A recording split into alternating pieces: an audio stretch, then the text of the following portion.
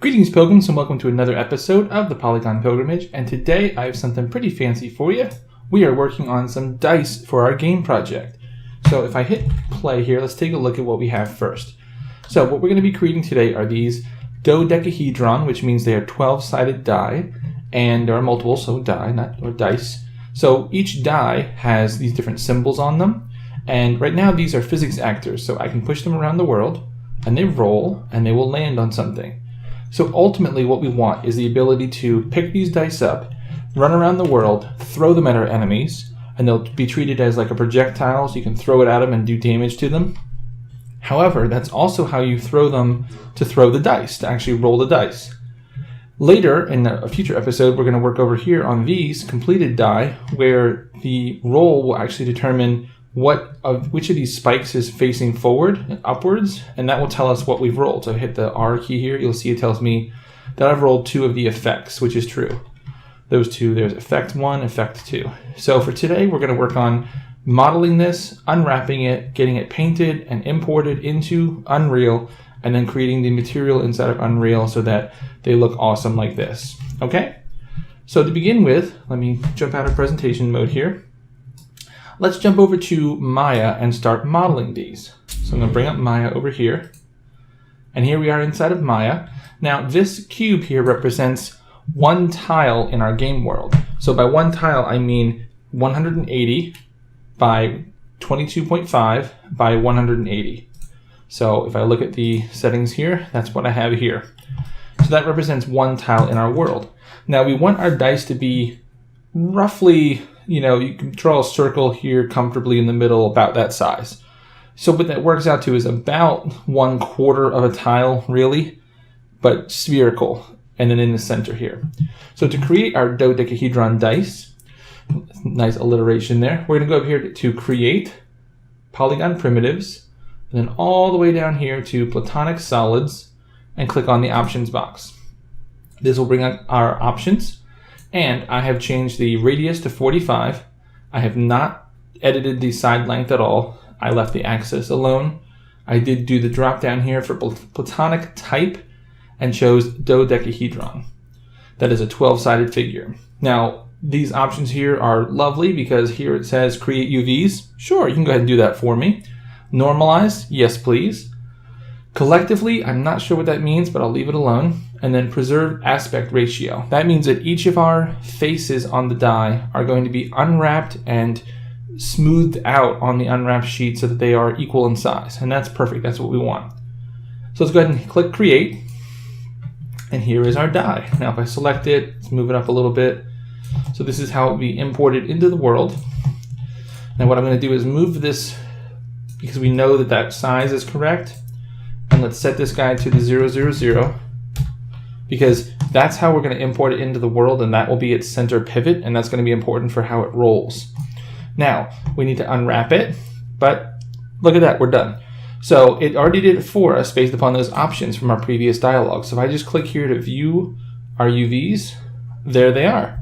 Nice and easy. Now for my UVs, what I did was I went here to went face, selected these, and I'm going to go up here to polygons, create UV shell, and I move this over here a little bit, select this UV shell, move them down here a little bit.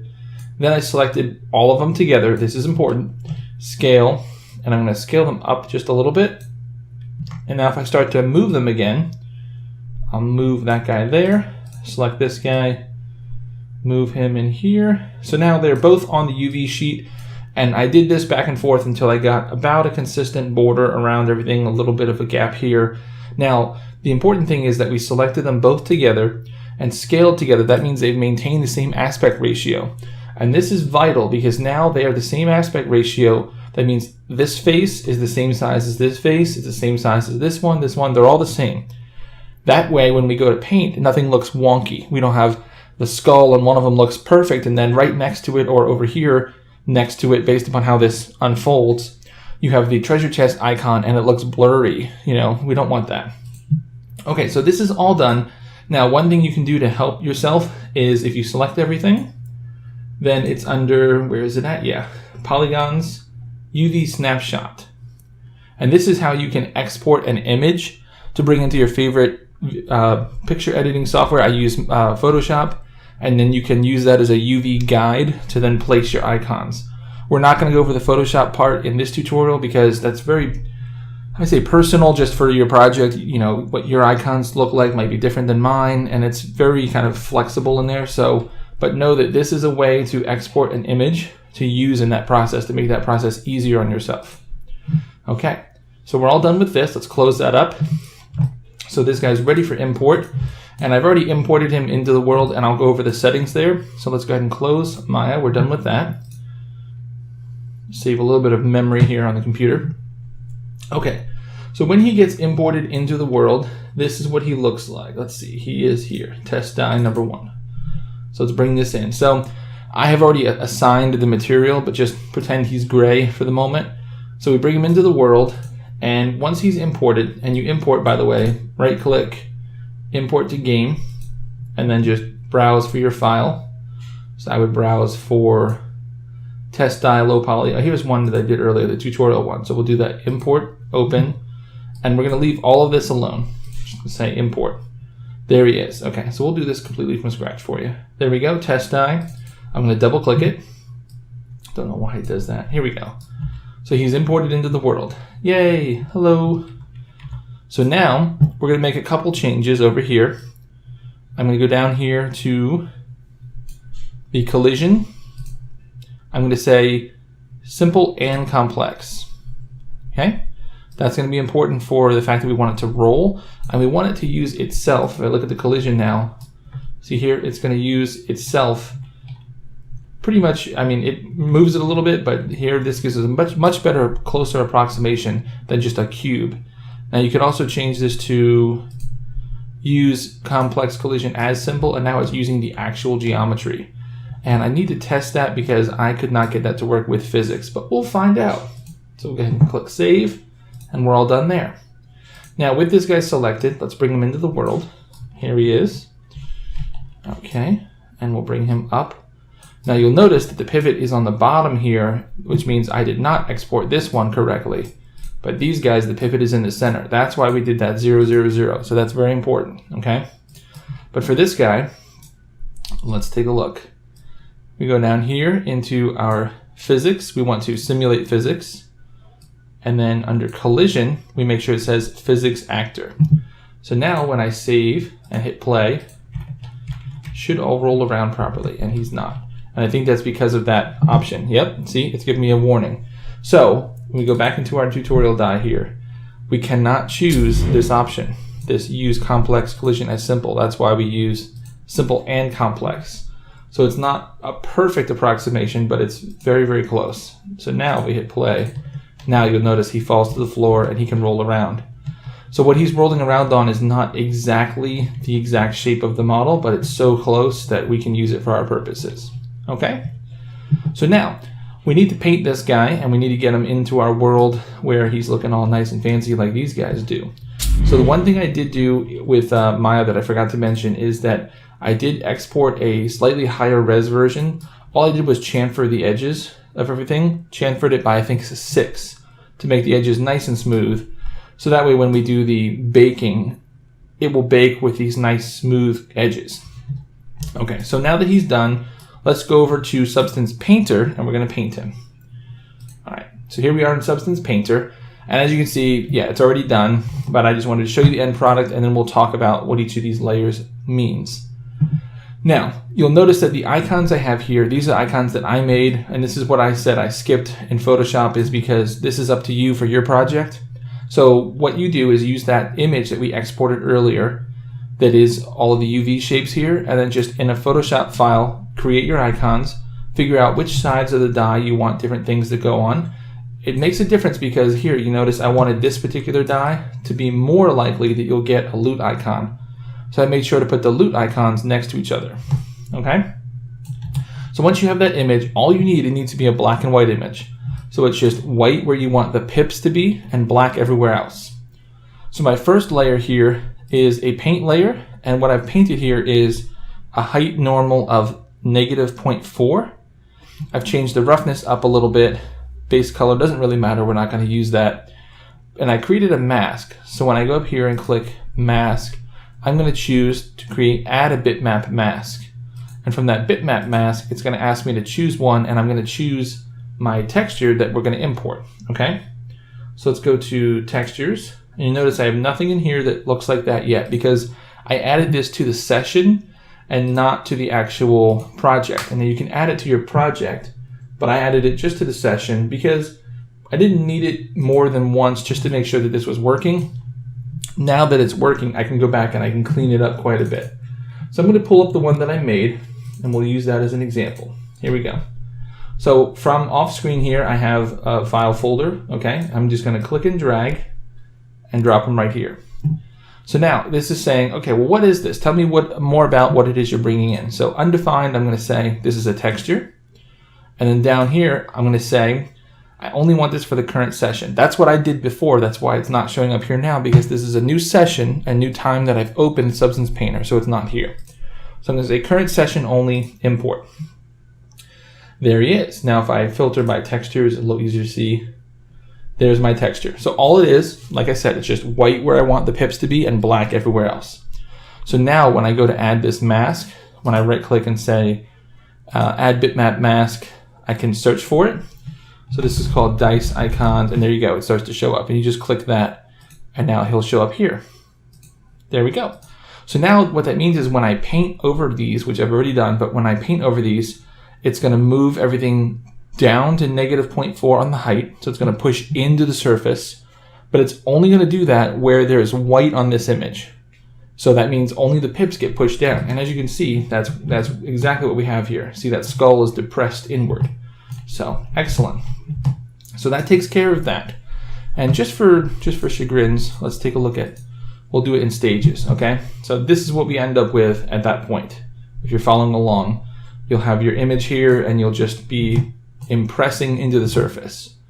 Okay, that looks good, but this looks like a dull dye. Let's add some color to it, right? So we're gonna add a fill layer, and this fill layer, all it is gonna be is the color that you want. I changed these values here, the roughness, I made it a little bit rougher. I didn't want it completely shiny. You know, I want a little bit of roughness to it. And put the metallic down to 0 because it's not a metal object. But you'll notice that the color is going everywhere, even over the pips, so we'll handle that separately in a moment. Now, this layer here is just a little bit of speckling to it. These are made of different resins and plastics and different processes, so we want to make sure that we added in some speckling.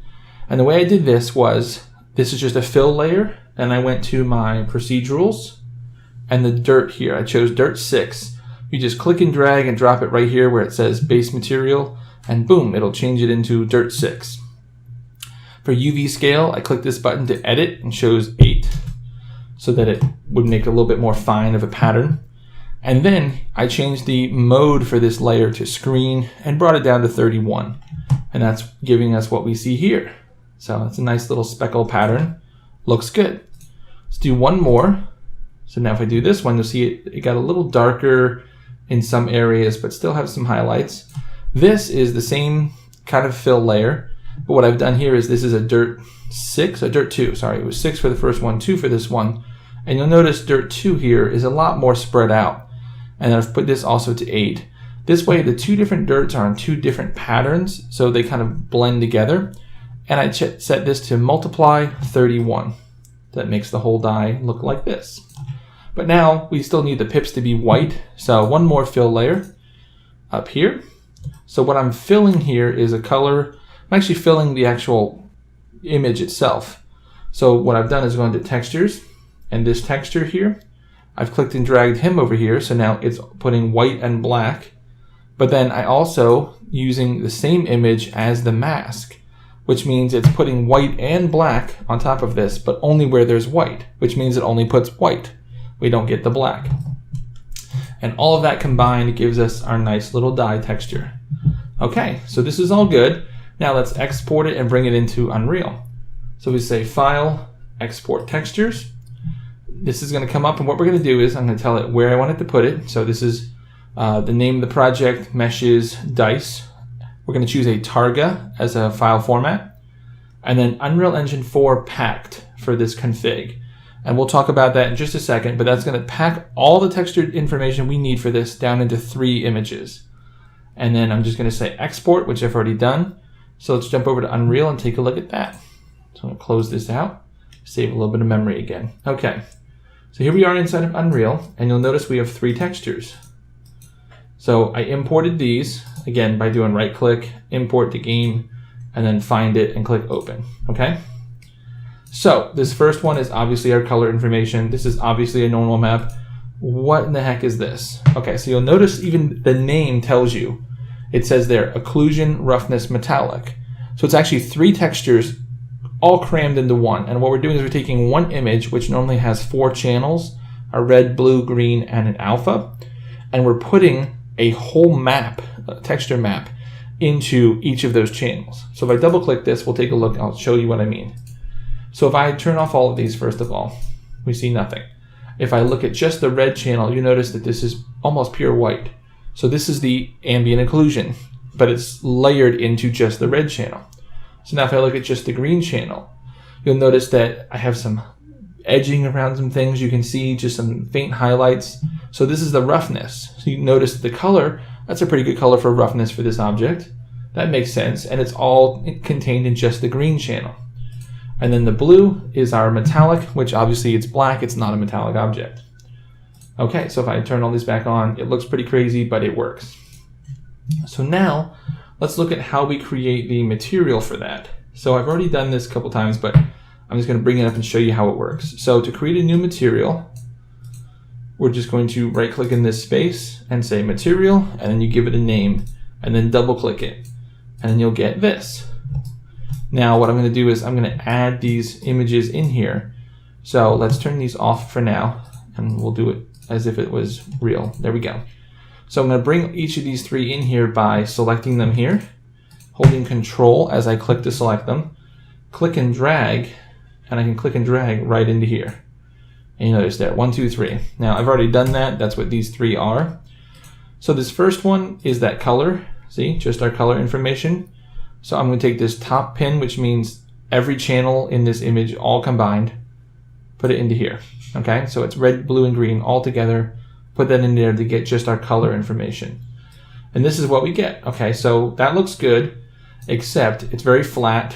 And obviously, you know, this is just a sphere for our demonstration purposes, but it's very flat, so we definitely need our normal map.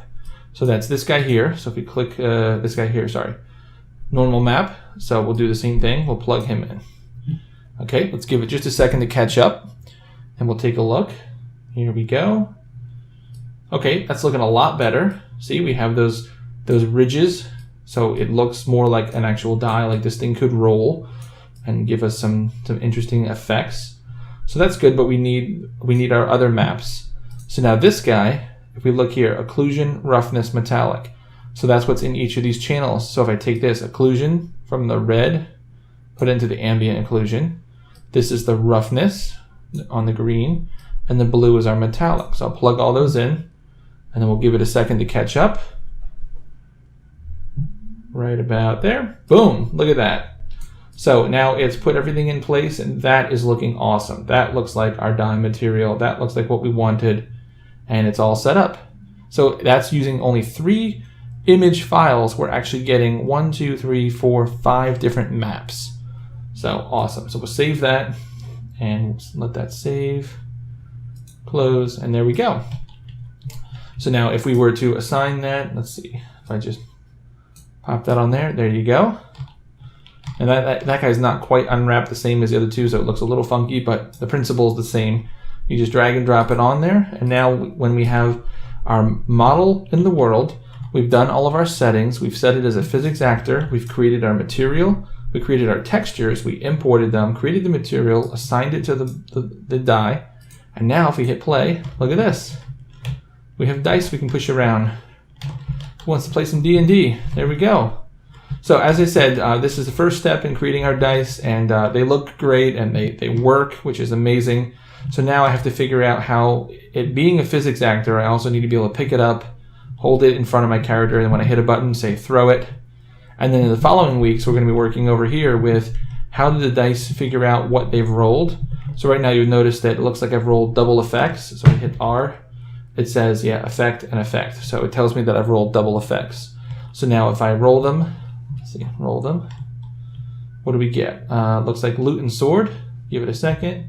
Loot and sword, yeah. So what I'm going to be doing is working out a system to tell us, because you can roll them individually, I want to know which one gets locked in first. When you roll it, it'll end, it'll lock in place. So right there, then there'll be boom, like a little particle effect, and it'll be solid. Then you won't be able to push it around, and that'll be locked in place. And now when I say, what have I rolled? I've rolled Q, which is a question mark, and a sword. So that'll be a random effect for offense. So that's kind of what we're going with there. And then we have an object in the scene that you can't see, but it's actually managing the dice at all times. So once they've both been rolled, then the effect is triggered, and then they become physics actors again that we can push around, pick up, and throw. So that's the idea, and so we'll be getting to these next week. I'll show you all the coding that it takes to make these work. It's not really that complex, but it is difficult to understand, so we're going to take our time with that. But today I just wanted to show you how to make the dice, get them rolling around the world, and if nothing else, you have some fun toys to play with. You can push things around. This is great for if you had just a ball or some odd shape and you wanted to make sure you push it to a goal or something like that. Well, then there you go. You've got that mechanic down. So I hope you guys have enjoyed very much so. And as always, guys, keep practicing, get better, and I'll see you next time as the pilgrimage continues.